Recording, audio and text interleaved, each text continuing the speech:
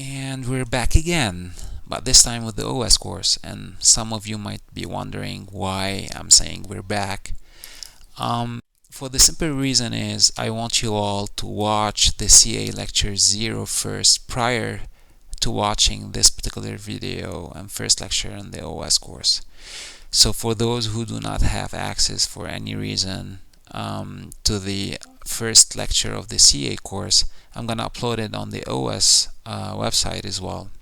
So please stop pause this video, go watch the first lecture of the CA course, and then get back to this video. Fair enough?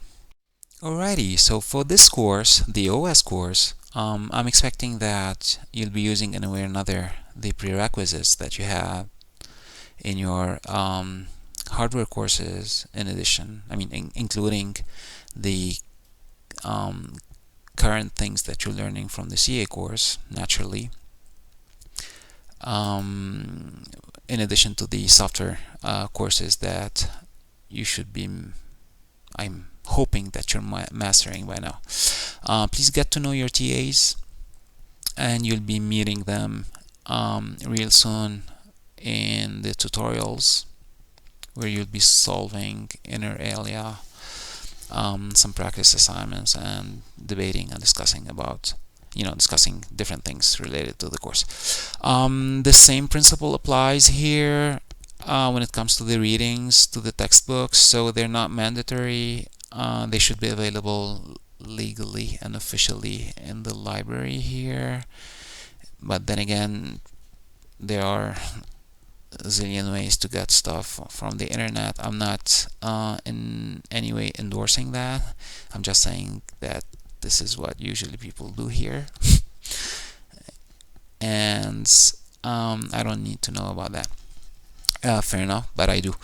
So again, the same principle applies here. Everything that I'll be saying during the lecture, during the lectures, anything that I'll be referencing in the books, in the textbooks, or elsewhere, and naturally the practice assignments, the tutorials, in addition to the Piazza page that will be created soon for this course as well.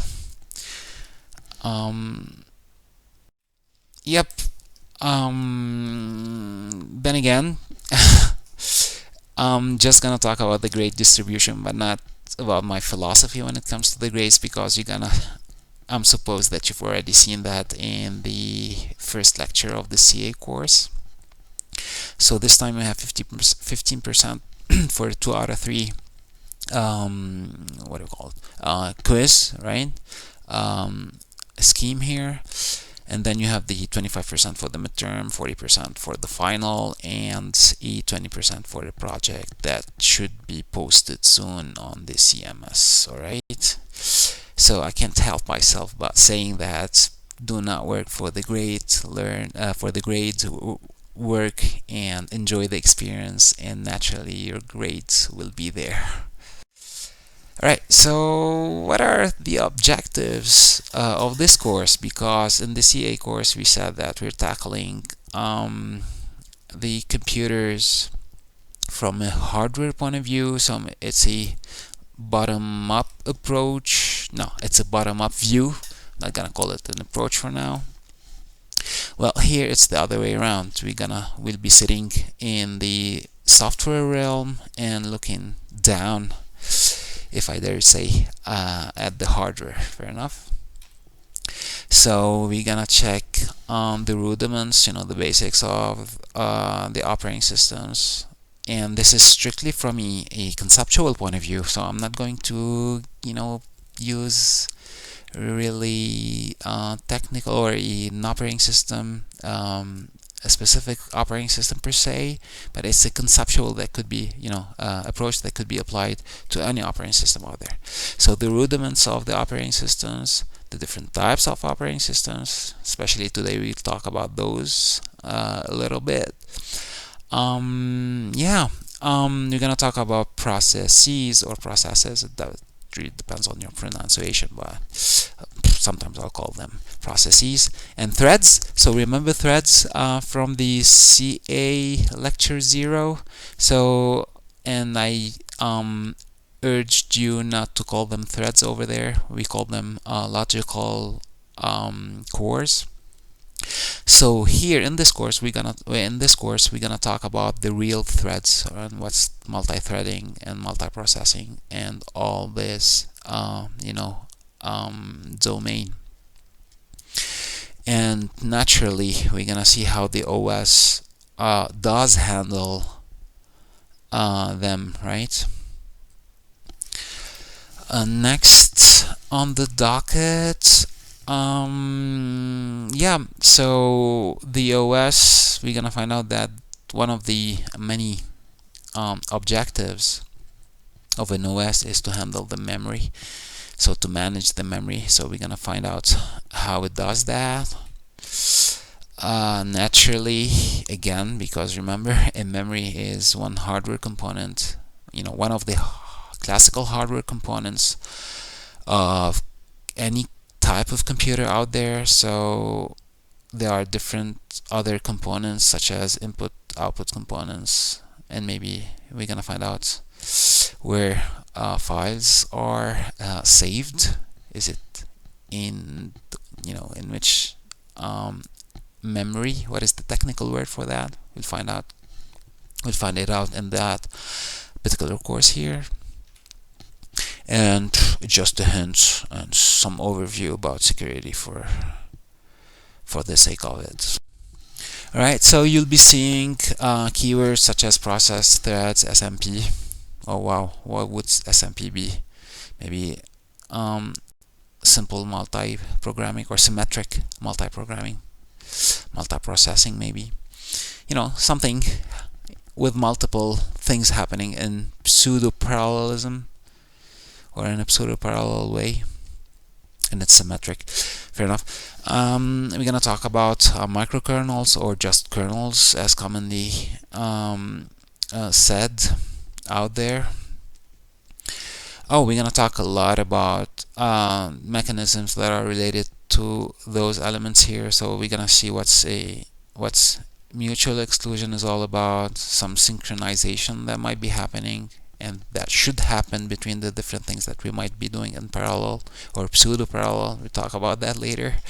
Deadlock, starvation, memory management for sure. Oh, there's something that we hear a lot, especially on we can read them in forums that deal with computers, so virtual memory. So scheduling, which is one big chunk of that course, uniprocessor scheduling as opposed to multiprocessor scheduling.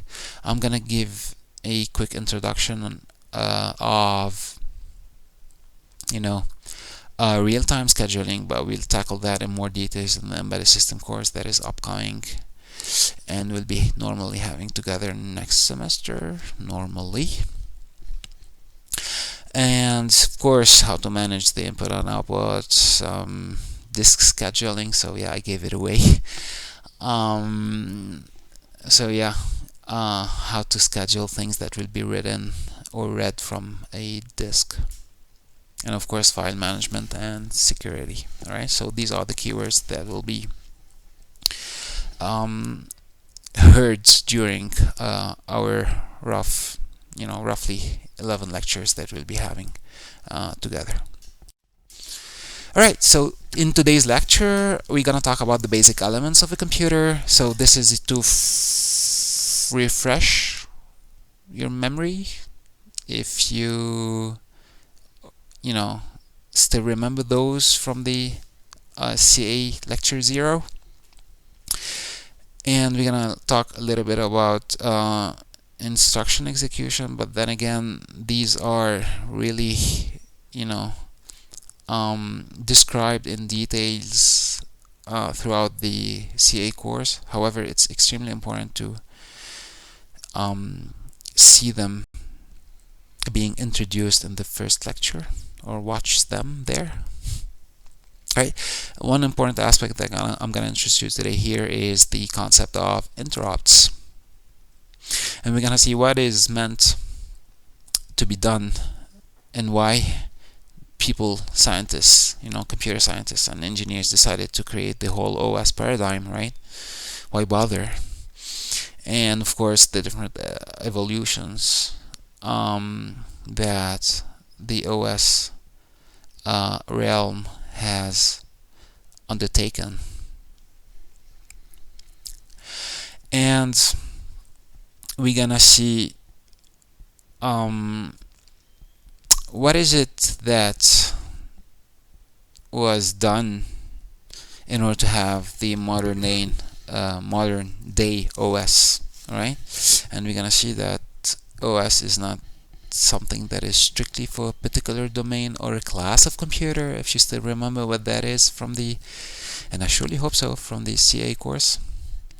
All right, so we'll tackle those in details.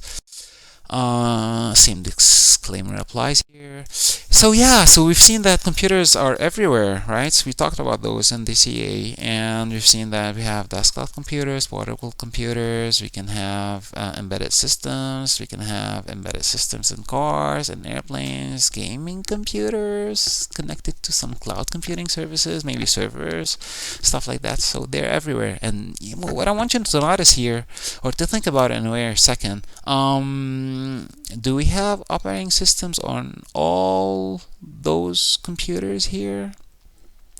Well, the easy answer is definitely yes. And the harder question would be, are all OS alike, or do we have different types of OS, like OSs, but I'm going to call them OS for now, on those classes, for those classes of computers. So, yes, because it's not homogeneous in a way. So of course we'll have different types of OS. So the OS that might run on your smartphone could be different from the OS that will be running on your desktop computer or your gaming computer, or definitely on the servers. So these are more probably Linux, Unix oriented. Those might be Windows, or they could be, what do you call it, Android. So Android. Do computers that are in cars have a special OS? They most definitely do. And again, we'll tackle those in the embedded system course next year. Alright, so yeah, remember that particular code from the CA's first lecture? So we're gonna get it back here, and I'm gonna talk a little bit more in details about one of the layers. So I need you to recall with me, maybe pause the video for a second. So to remember what is the application software, the system software, and the hardware, and remember there was some kind of interface here, and what is the role of the interface, and remember the services, etc. But I want to try and imagine today, because remember the CA is about the interface here and the OS is about this layer here. But I want you to imagine what kind of software could be integrated or assimilated as a system software as opposed to application software. So some game you might play, some text editing program that you might run, well, most probably they're gonna be here, right? Because remember the human that I talked about that interacts with the computer. So this is, the means that the human might use, might go through in order to make use of the whole computer.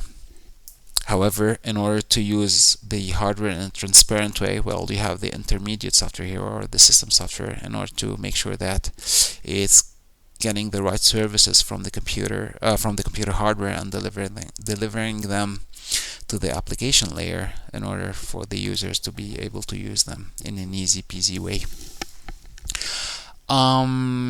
So yeah, so what is the first thing that we might place in that particular layer here? So it is nothing but the name of the course. So a system software is definitely the OS, and we're gonna if you remember the keywords that I projected to you a moment ago, so we're gonna use a particular name for that, and we're gonna call it a kernel. Fair enough. But that's not the the only thing that is considered to be system software, and I'm gonna talk about it in a moment. So yeah, so remember this is your CA course, and here we go. So OS, and the particular word keyword that we talked about earlier is the microkernel, also known as kernel from now on. Right, and it's called kernel for a reason, because it could be seen as a core, the seeds, the the most important part of the OS. And the kernel is definitely system software, right?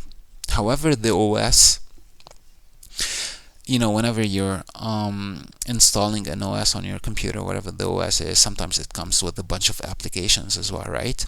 So the applications that are inside, that are provided with the OS, well, they belong to this layer here and not to the system software. However, the part or the modules that deal with the hardware, the organization of maybe the applications, etc., well, these definitely are part of the kernel.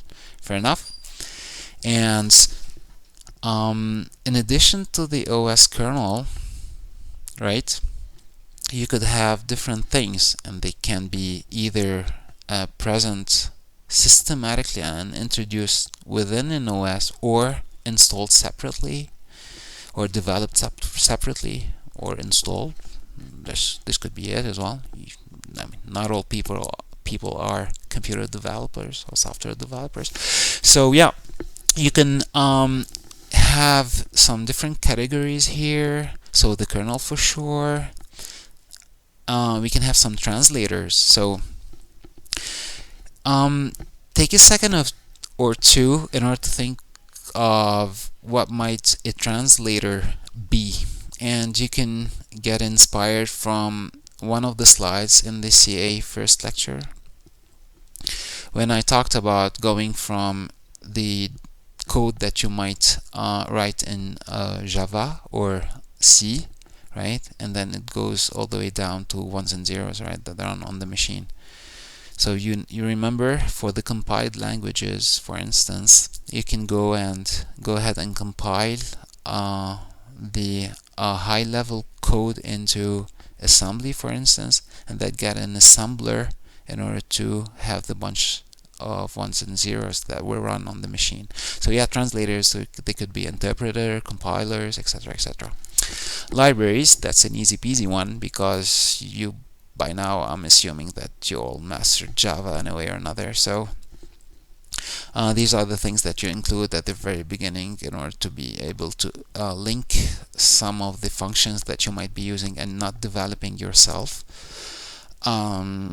to the for the compiler to be able to make functional and non-faulty, if I can put it this way, machine code that would run. Fair enough. So the association between your own code and the things that are previously developed that you're gonna import in a way or another and get them together in order for the hardware to understand what you're trying to instruct it to do. So these are libraries. So utilities, now this one is not as easy as those two here, but think about it for a second. What might a utility be? From the name it could be useful. Haha, there's a word on play here. So a utility, it could be anything from maybe a firewall. It could be a disk fragmentation program, something that is not meant to be quote-unquote played with people who just handle application software or normal users, but they're meant to be used by admins or a little bit of more experienced computer users. Fair enough. Alright, yeah, and that could be a good exercise for you guys, is to go on your favorite search engine and try to put, find examples of different utilities, libraries, translators, etc., etc. And in this course, we'll we'll handle the kernel. Alright, so computer hardware components. So I'm assuming that everyone knows that by heart because I asked you to know it by heart in the CA lecture. So, yep, this is a more detailed version of the thing that I showed you on the CA course.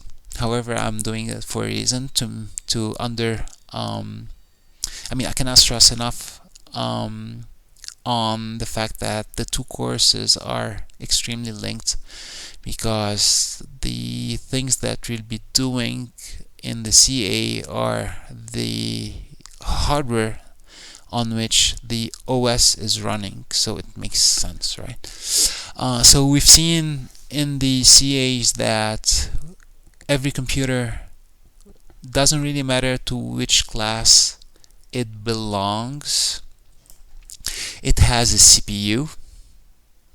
Fair enough. It has some kind of memory, or also known as a storage unit, right?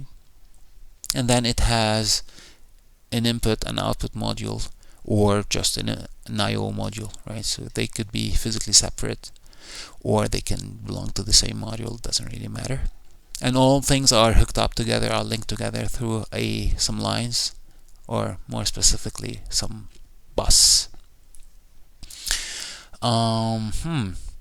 What else can I say about that particular slide here? So these are the things that we'll be seeing. We call them registers, and we'll tackle those in the CA, so it doesn't really matter. This particular one is not PC for personal computer, it's PC for program counter, and we'll see what is it all about in the CA course. And here you can see that, you remember when we seen that the CPU is divided into two different units, so one of them handles the mathematical and the logical, the math and the logic, then when it comes to executing instructions. So yeah, this is called the execution unit, and there's another name for it, as a more technical term for it. It's the ALU, the arithmetic and logical unit. What else can I say? So yeah, that's a good question that I'm gonna ask you. So see here, we can have one physical memory in which we can notice that there are some lines that are meant to be for instructions, and some other lines within the same memory unit that are reserved for some data. So to which micro architecture does this particular computer belong to? So if the memory unit is not separate, if there are no two different memory units, one for the instructions and one for the data, so if it's only one for both, what is it called? Well, it's not the Harvard one, it's the von Neumann. Alright? Hence the common bus that is shared for both data and instructions. Anyway, we are seeing inside the I/O module here some buffers. So I think you've implemented buffers. At least my students, back when I gave the DSD course, I taught them how to implement a buffer in VHDL.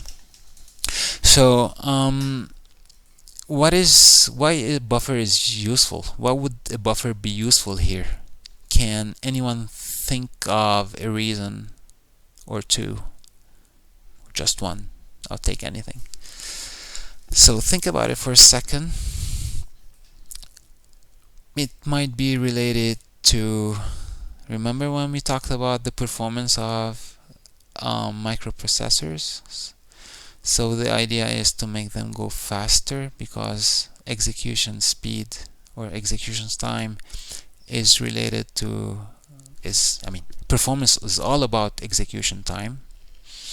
So basically, if this is too fast and this is too slow, so in order not to lose anything, we need to save, some incoming or outgoing things in a buffer to make sure that they're not dropped, right?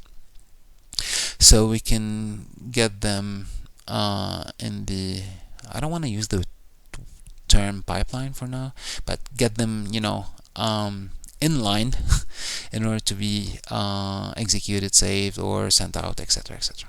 And we might have some kind of buffers here, so fair enough. So yeah, don't you ever forget the classical hardware components of a computer. So yeah, performance, execution time of what exactly? Of instructions, fair enough. And remember, when we talk about execution time of instructions, we mentioned something related to the frequency, that is the clock cycle, fair enough. So programs are a bunch of instructions, right? So this is, we talked about those in the CA. And where do we store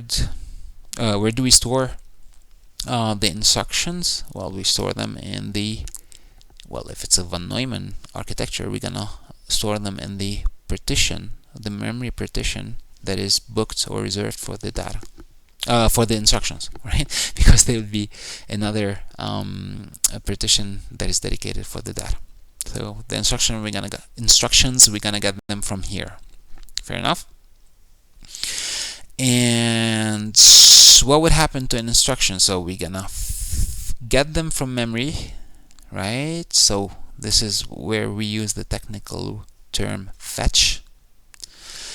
And then how would the CPU know what to do with the instruction, or what is the instruction is trying to instruct? That's weird. The instruction is trying to make the computer do. Fair enough. So this is decoding, understanding what the instruction is trying to tell me to do, and then I'm gonna go ahead and execute the order that is given by the instruction. Fair enough. So this is a very rough high-level view of it. There could be some additional stages here, but for the time being, here in that OS course, we're gonna look at it this way. We're gonna tackle that in more details in the CA course. Fair enough. We good? So keep that in mind for now for today's lecture. So yeah, so the processing, so the thing required to process a single instruction, what do we call it? Remember, so a single instruction might need some time to execute, and that time is defined in terms of frequency and more specifically cycles. Fair enough, because a cycle is dictated by the frequency, by the rising edge, falling edge, and the next rising edge. Anyways, it's all about rising and falling.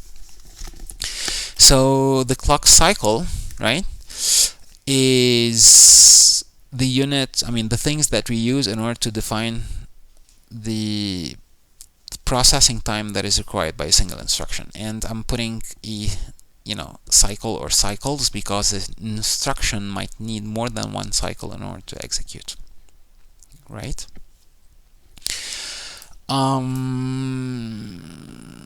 So that's a good question, and expect a lot of those in your exam. So try to get used to these types of questions here and exercise, train yourself from the get-go. So I might give you something like that, and with the information that you already know, and I'm gonna ask you about so what kind of things might an instruction tell me to do? So as we're gonna see in more details in the CA course, but we can imagine them from the types that we have here, from the modules that we have here. So an instruction might ask me to get things that are stored in the data memory here, in the data part of the memory. do some math or logical operations on them and store them back to the memory, or send them out, or get something from outside, put it in memory, or get something from outside, put it inside the CPU, act on it, do some operations and then store it back or send it out again, etc. So you can imagine the different things that we can do. And again, we're gonna see, and all this is defined by the ISA that we'll talk about in more details in the CA course. Alright, so one extremely important aspect and keyword that you should know, it's a rudiment, so it's something that it's a prerequisite from now on till your professional life, till the end of your professional life as engineers, is the notion of interrupts. So what's an interrupt? Yeah, before reading that, let's imagine something here. So we said that usually processors are extremely fast because of all the evolution that happened, and they execute really fast. However, processors, so CPUs, are not the only thing that is present inside of a computer, because remember, we have the different other modules which are the memory and the I/O module. Fair enough. And the I/O modules, you've noticed earlier that they have buffers inside them for a reason, because they are slower, right? So this is exactly it. So if a processor is too fast for the hardware they're talking to, whether it's the memory or the I/O module, so it would be a waste of time just to wait for the thing that is executing the kernel, and we're gonna talk about that in a moment from now. So imagine that there are instructions that are expecting things from outside, so as inputs. So instead of just waiting for them, right, which wastes a lot of time, it would be nice to do something else, while we're waiting, instead of just passively wait for the input to get here. Fair enough? So this is where interrupts become handy. So the idea is, instead of just saying that I need someone to give me something from outside and just wait for it passively, well, I'm gonna go ahead and ask something from outside, go do something else while I'm waiting. Now I'm waiting actively, right? And then whenever that thing is ready, can you just please let me know so I can go ahead and get it and continue whatever I wanted to do with it. Fair enough? So this is an alternate execution path that is extremely interesting and that should make things run faster.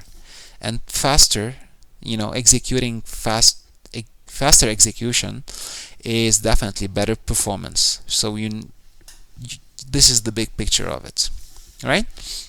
So to recap real quick, so there's somewhere, in the OS, in the kernel more precisely, is gonna say that, alright, remember the thing that you asked me about, the input that you were expecting? Well, it's there. Alright? So there's someone that keeps on listening to whether the input is here or not. And once it's here, well, it's going to signal to the processor that, alright, so the thing that you wanted earlier is ready now. So the processor will stop whatever execution is happening, and it will handle, it will go back to the thing that I requested earlier. Fair enough? And remember, the whole point was to make the processor do something else while it's waiting for the input, for instance. Alright, so yeah, let me show you another figure that might help you understand. So imagine that you have a user program. So a user program is an application program. Fair enough. So let me get my pen. That would be easier to understand if I could get it. All right, so this is my app. So I'm executing a bunch of instructions. So by the way, where are my instruction stored? Well, it's in the instruction memory, and more precisely in the user instruction memory. So in the user part, well, we talk about that later. So I'm executing instruction number 1, 2, 3, 4, 5, 6, and in instruction I here, right, something happens. Well, imagine that I needed, I don't know, instruction number 2 is asking me that get me the temperature from outside. So there's an input module that deals with the temperature, let's say, or anything. It's something sent over the network, or it could be anything at all, right? And then I just kept on doing. So this one was asked for, by a special module, and then I keep on executing here. So whatever the interrupt is, right? So whatever I needed, or something I wasn't expecting, it could be some accident happening, and I need to handle it real quickly. But anyways, when the interrupt happens here, I'm gonna stop whatever I'm doing, pause it, right? So it's a pause here. Go to the interrupt handler, and the interrupt handler is one of the modules of the kernel. Oh, that's a weird kernel, but anyways, handle it properly. So execute a bunch of instructions to deal with the interrupt, right? And then get back to the user program here. Fair enough?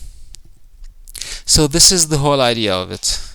So if for instance, if the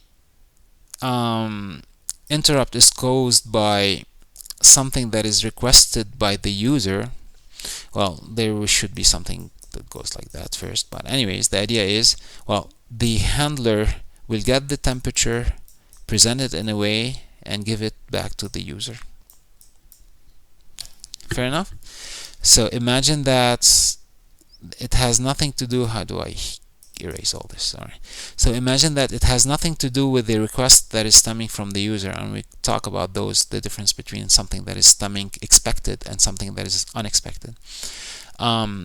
Imagine that something, I don't know, went wrong and needs to be dealt with. So I'm playing my music here for some reason. Alright, so I don't know, doing playing a movie, some music, something like that, and then there's a critical update that just arrived from the network or something like that. Alright, that is extremely important, safety related, security related. So I'll stop whatever I'm doing, go handle it properly, and then resume the execution. So here you can feel that there's some kind of, someone who's VIP and someone who's less VIP, right? So which one would be the VIP? Is it the user program or the interrupt handler, which is part of the kernel? So most definitely it would be the kernel. We'll get that back sorry, we'll get back to that once we're gonna talk about execution. So yeah, so look at that one again. See, so here we're doing the normal scheme here, and now we want you to think about a way to complete that particular path here in order to take care of the interrupt that might be happening. So what would you add here, and what are the different arrows that you might add here? Let me give it to you. So yeah, so I'm gonna check for the interrupt, remember, and then initiate the interrupt handler. So this is the part that should be considered. So where should I do it?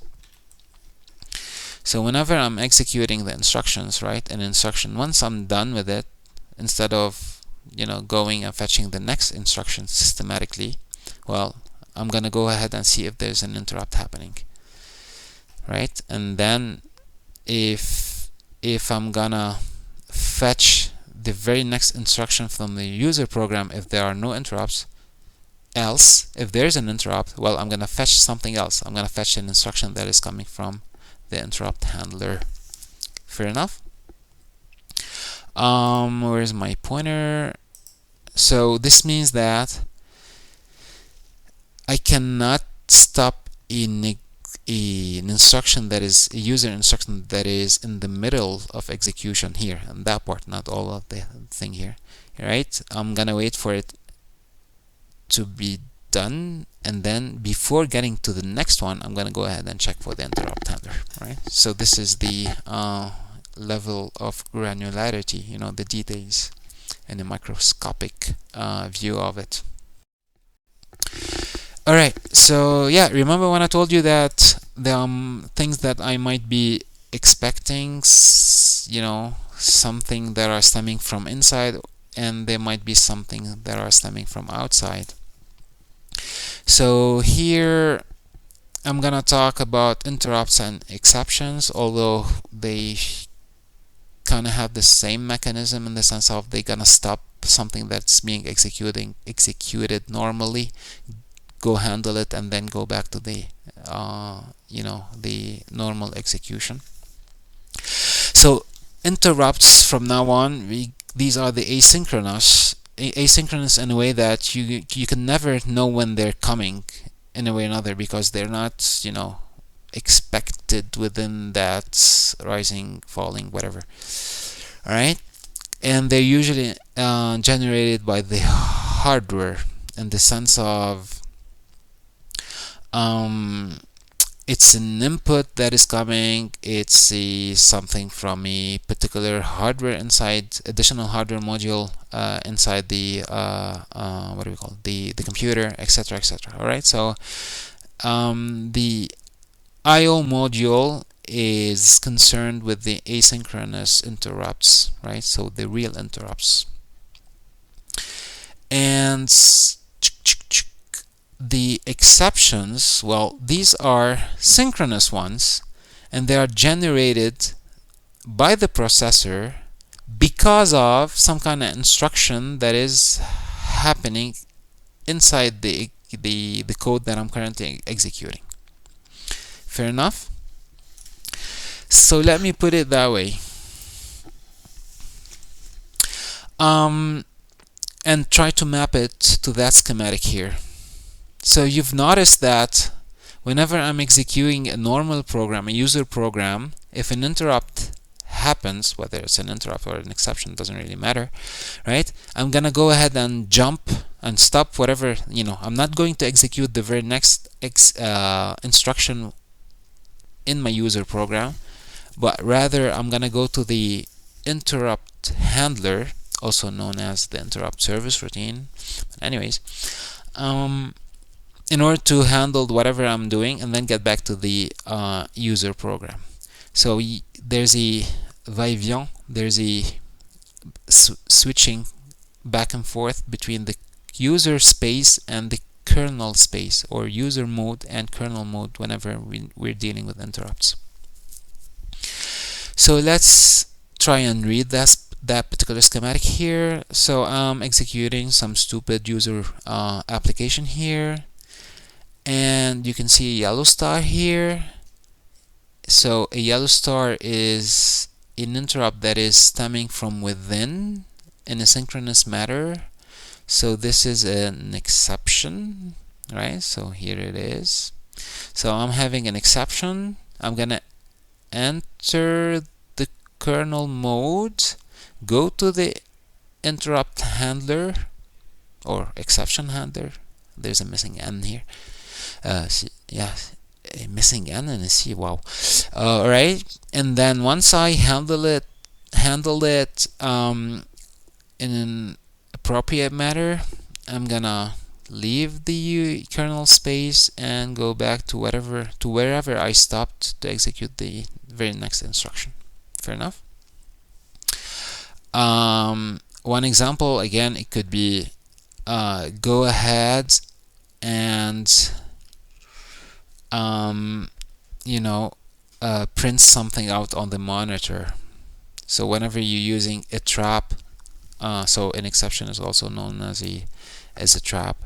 It could be something that you meant for it to happen, such as to use a function call, a system function call, or a system call, shortly, to use one of the hardware to do something that you are not allowed to use as a user.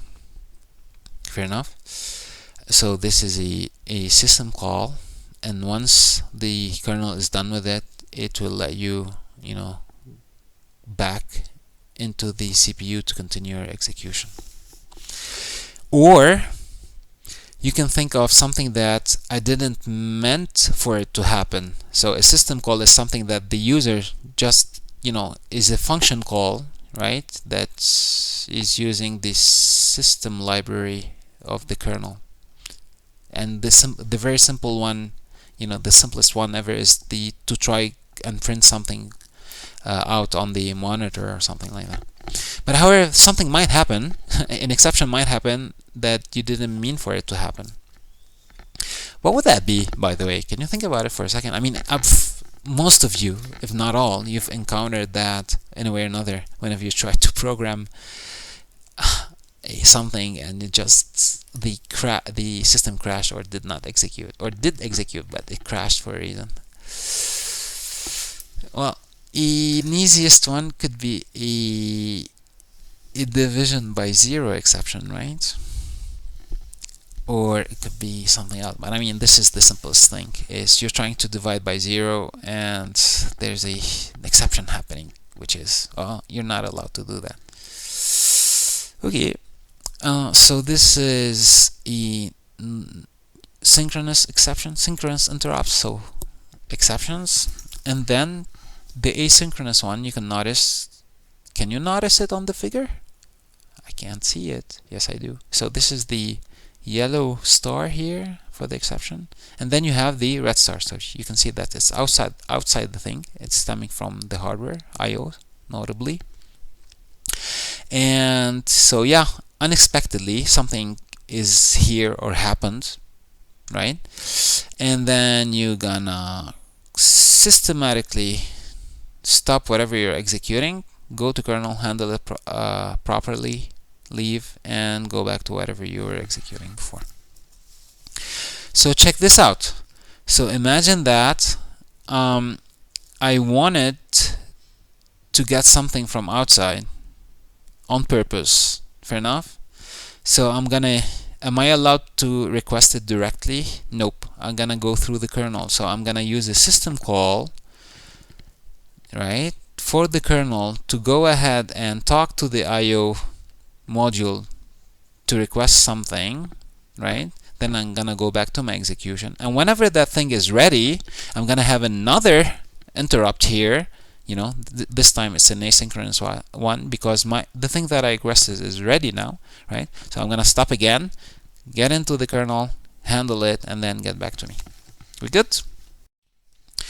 All right. So this is the text of this things that I talked to you about. All right, so the last thing that I want you to see here is whenever we're done with handling the interrupt or the exception or the trap, doesn't really matter, you see that we are selecting a program to restore and resume and not the program that was stopped. Can you imagine why would that happen? And keep that in mind for 7 lectures in from now. So it selects a program because for some reason maybe there's another VIP program that should execute and not systematically the one that we stopped. But we're gonna get to priorities and scheduling later on. Alright, so select whatever I stopped or the thing that I want to resume, restore whatever I saved, right? So in order to be able to get the proper values of the variables, etc., etc., and continue the execution. So what's a kernel? I've used the word kernel so many times, and we knew that it's something that is inside the OS and it lays in the system software layer. So officially it is nothing but software. So it's a computer program, although albeit an extremely complicated one, that is considered to be the core of the OS, right? And please do know that by heart. It has complete control over everything inside the computer. Hence, my earlier talk about the hardware and the relationship between the software and the hardware. So the OS controls the hardware. Every single thing. It's omnipotent. Fair enough. And in addition to the kernel here, right, you have different system programs we talked about, and you should remember those by now. So utilities, translators, maybe something else called libraries, for instance, right? And application programs, and these are the things that you have fun with at home or on your phone. Yeah, but there was, from a historical point of view and from a real life point of view, there always been some, confusion about what's considered to be part of the OS, something that you are not allowed to add to an OS, etc. And of course, many of the legal issues that happen because of the financial, impact of those, they happen in the US because of the whole US legal system. Anyways, so Microsoft, for instance, was sued over, the functionality that is included in the operating system. So basically, back in the days, in 1998, this is where it's an important date because this is the date where we were first World Cup champions. Anyways, so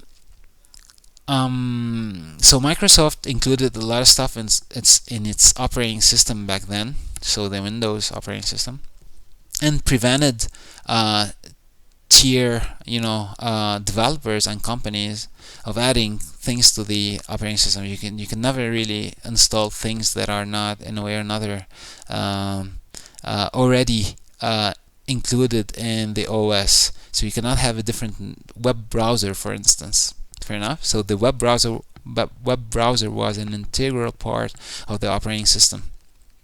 So you can imagine that, I don't know, what was it? Internet Explorer, for instance, was your web browser, and you could not install Firefox or Opera or the Google thingy. Alright? So now it has changed a lot.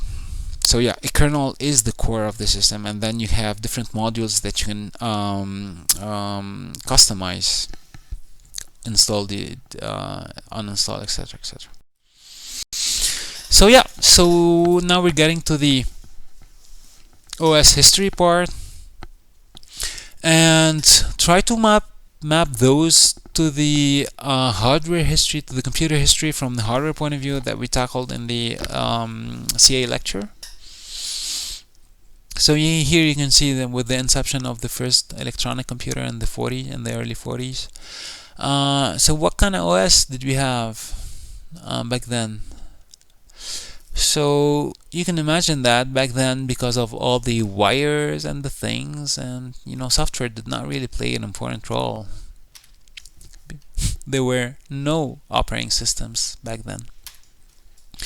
So you had a bunch of display lights, switches, some devices, and a printer, because monitors, computer screens did not exist back then. So anything that you need the output of, well, it was on a long sheet of paper. Yep. So the challenges is, well, how are you going to use the computer? Because many people want to use this scarce resource that we have here. So people used to use sign-up sheets in order to know when their turn is, in order to be able to use the computer, for instance. Right? And you can imagine that we have two different people trying to, I don't know, simulate something and print out the results to use them.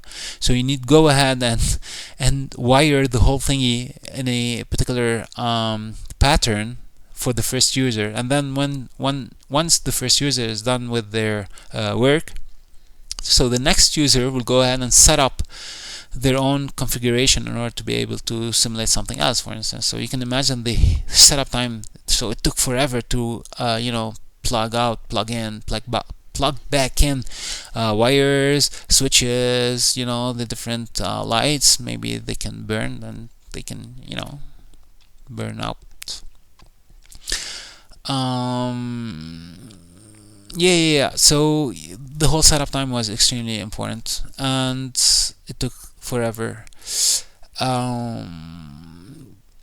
So you can have remember, we didn't really have compilers per se back then, so everything was kind of extremely close to hardware, so you needed to load everything and do it manually, unlike today. Right, so next, mid-50s, first OS of any kind, well, it's called the batch OS. And another name for that is a monitor. And we're gonna talk about those a little bit. So yeah, back then we wanted to maximize the use of the computer, remember? So it's all about performance and maximizing utilization with the constraints that we know of from the CA. And one thing that engineers came out with is, instead of using a bunch of wires and lights and stuff like that, well, lights, they're still there, but I mean, instead of using a bunch of wires and to plug them in and out, etc., they used punch cards, and that was a revolution, because your program is actually punched into a card. Fair enough. So to make a long story, and this is a punch card, by the way. To make a long story short, you can see it as ones and zeros. Whenever you have a punched space here, that could be the slot here is a 0 or 1 or whatever coding mechanism they used. All right. And the purpose of the batch OS that we have is to control the sequence of events. So what will go first, what will go next, how to jump from something that's happening, maybe some handling of an external event that is happening, something like that. And the whole idea of why do we call them batch OS? Because the jobs, the different programs that we wanted to execute, where they come in batches, in batch, and then each and every time I'm executing a program, well, I need to give the control back to the monitor that will go ahead and select the next job to be executed. Fair enough? So yeah, so check this out, and this is a human operator. We call that an operator. That is, you can see the cards over there. They're being aligned in a way or another for the jobs to be in batches for the jobs to be executed. We'll talk about that in a second. All right, so check this out. JCL. C'est quoi déjà ça? So this is a job control language. Alright, so check this out. So remember, so here we're starting to have some kind of the logical segregation between the space that is reserved for the user, so user program area, and then you have the space that is reserved for the kernel, although we did not call it a kernel back then, we called it a monitor. Fair enough. So you can see that we have different things to deal with inside the monitor. So we have different modules, one of which is the infamous interrupt handling that we talked about earlier today. And you can see that we're dealing with a lot of different things, and the way to understand what the user is trying to instruct us is to interpret the job language that we have here. All right, that is, you know, punched in cards. So how does it go? So check this out. So we have multiple users, of course, because we want to have a peak performance and use in a very efficient way the computer. So we have a bunch of users. Each user will submit a job, let's say, and then the human operator will go ahead and collect them and put them in batches. Right, so the jobs are in batches now, and the batches are presented to, are fed to the computer. Fair enough. So the monitor will go ahead and start with the first batch, right, and then go to the second job inside the first batch, or some other job in another batch, etc., etc. Go back and forth. And if there's some event that is happening or an error inside of the things, whoops, we go to the interrupt handling, and then we go back to whatever user program we're gonna select. Right, so the idea is, even though we're doing that, we're just handling one job at a time. Is it a good thing? So we're gonna find out if it's a good thing or it's not as efficient as we want it to be, or we hope for it to be. So yeah, so we can here starting to have some features that are common in the different operating systems that we have today. So we have some kind of memory protection in the sense of the memory is divided into a kernel space, a monitor space, and then where's my pen? And then a user space. And within the user space, we're starting to have, so this is the kernel, again the monitor for now, and here you might have user 1, user 2, you know, and within user 1 you might have the job or whatever. So basically here we can make sure that the kernel is, again, the monitor is just stuck like that, is making sure that if an instruction here is trying to go ahead, I don't know, to jump or to access some data from inside user number 2 space, right? So because remember you have a place for instructions and then you have this place for data. So this one, we can see it this way for now. This one might be prevented. Must be, controlled, and we need to make sure that this one is not trying to steal data or access data, that it's not their data here. So we can see that we have some kind of memory protection now. A timer, what would that be for? Why would we use a timer? So a timer is to make sure that there's one job that is taking forever. So the idea is trying to serve many users. So, and one job, so let's talk in jobs. So many jobs, and one job at a time. So basically I need to make sure that I'm being kind of fair to everyone. So after, I don't know, like let's say 1 hour, well, execution time was in hours back then. After 1 hour for a particular job, well, I need to, stop it, go and execute another job, right? And when the time is up here, I'm gonna go to a third one. And this is the premise of something that we're gonna see later on in scheduling. And finally, privileged instructions. So what might those be here? So privilege as in VIP, and I've mentioned that earlier today. So you can notice that some instructions are only allowed to be executed by the monitor. So if any of the jobs is trying to do something regarding, I don't know, accessing some hardware module, something like that, no way, you're not allowed to do that. You might request the monitor to do it for you, but you cannot do it directly. Fair enough? Alright. Yeah, so one job at a time. How can I do better? So let's see. So we said that the CPU, so the thing that executes instruction for real, is really fast compared to the input-output modules or the memory. And you can see it here.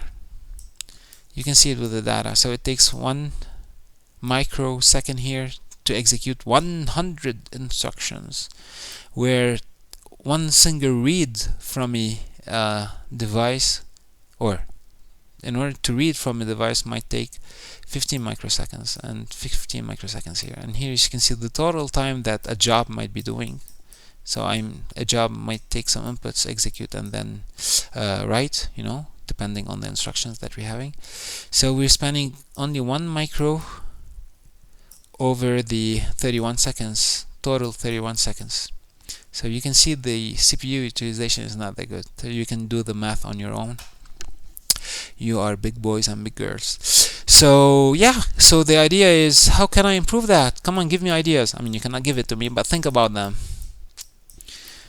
So the idea might be to try and execute a little bit of that one, and if I'm trying to read, if I'm done executing the instructions here, instead of waiting for the output or the next input, maybe I can do something else. Fair enough? So I'm trying to try and occupy the CPU as much as I can. This is the idea. So this is what engineers try to tackle here. So the CPU is often idle, right? So the idea is, go ahead and try to make it, occupied or utilized as much as I can. Right? So let's try execute multiple jobs together now. Right? So when we went from single job to multiple jobs at a time. So this is what we're gonna call a pseudo parallelism. It's a feeling of parallelism. All right? It's an impression of parallelism, and we're gonna get to that later on. So yeah, so of course, when you fix a problem, additional problems may arise, right? So the idea is, well, if we're gonna go ahead and try and execute multiple jobs in pseudo-parallel manner, so the idea is, well, which one should we go ahead and load, right? Which one should we select? Well, what happens if something is expecting something from outside and just it got blocked or suspended because it really needs the input data, etc., etc. So these are the questions that are answered in this course. Finally, and one major milestone that we got to is the multi-user, the time-sharing system. So instead of talking about one job per user, fair enough, now we're gonna talk about a user will share the processing time. Fair enough? So instead of just talking about jobs now, we're gonna talk about users as well. So we can look at it this way. We have multiple users trying to interact with the system. Instead of lining them up in a first come first served way or something like that, we're gonna go ahead and put them around a circle, right? And each and every one of them will have a time slice. So like it's a timeshare. It's a tiny amount of time that the user will use the CPU, right? And then it will go to the second user, to the third user, fourth, etc., etc. So it will go round and round and round and round. So check this out. So I mentioned pseudo-parallelism earlier. So what do I mean by that? So if I'm having user 1 with multiple jobs, of course. So from now on, we're gonna call them programs instead of jobs. So this guy right here is using a little bit of the CPU time, and then it is his turn. So he's gonna use a little bit of the CPU time. Fair enough? I should have done it in a different way. Where's the eraser? Allez, tuck. Alright, so I'm using a little bit of the CPU time. Next is my turn. I'm using a little bit of the CPU time. Then I'm stopping, and then next is his turn. A little bit of CPU time, and then we're back to user number one. You know, a little bit of time slice, time slice, time slice, and we're back to that. So what can you notice here? So the three lines, they are progressing as if they are progressing in parallel. It's extremely fast, hence you have the impression that they are going in parallel. See? Everything is like parallel-like. Fair enough? So this is the time-sharing system, and they use multi-programming as in different programs running at the same time. And of course, because all the users are sharing the same hardware, and one important part of the hardware is the memory, so we need to have some kind of memory management scheme. We good? Alright, so this is the thing, serial processing, and then we weren't so happy about that. It wasn't good performance, so we went to organizing jobs in batches, and then we have within the jobs, within the batches we have multiple jobs at a time, and then we have multiple users with multiple jobs going together. So one job at a time, multiple jobs at a time, multiple users with multiple jobs in parallel. Alright, and since then we had to have some kind of protection mechanisms for the data, for the information, for the networks, etc., etc., some security as well. We have scheduling and resource management, so who's allowed to do what, when, and with what VIP, and I'm using VIP on purpose because we're going to use a different term to describe that, right? So we had the multiprocessor OS, so you remember from the, what do we call it, from the CA course, we said that we can have a multi-core processor or a multiprocessor. Doesn't really matter for now. So we can see it with different cores instead of, different CPUs. Instead of saying that all the jobs are going in there, so all we have to do is try to distribute them in a fair manner or in a VIP manner. We'll see about that. All right. Or it could be, instead of having multi-cores, we could be having different CPUs, separate CPUs, right? And then connected together in a way or another, and we can distribute the jobs over them as well. All right, so distributed OS, multiprocessor OS, real-time OS, and we're gonna have a lot of fun with that in the embedded system course.